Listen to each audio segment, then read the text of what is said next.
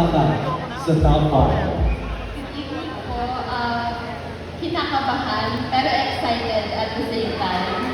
Alright, this is the time na pwede mong pasalamatan ang lahat ng iyong taga-suporta. Maraming salamat sa pamilya ko, sa mga team, sa Team IC, at sa mga kaibigan ko na sumusuporta sa akin at hanggang ngayon ay visit pa rin. Thank you so much sa inyo. And again, 1 minute to answer naman. Alright, 1 minute to answer.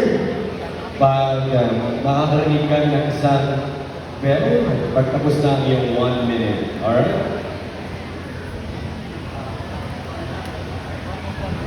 Here's your question.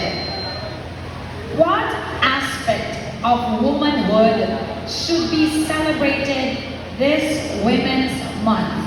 Ano ang aspeto ng pagiging babae ang dapat ipagdiwang ngayong Women's Month? Again, what aspect of womanhood should be celebrated this Women's Month? Ano ang aspeto ng pagiging babae ang dapat ipagdiwang ngayong Women's Month?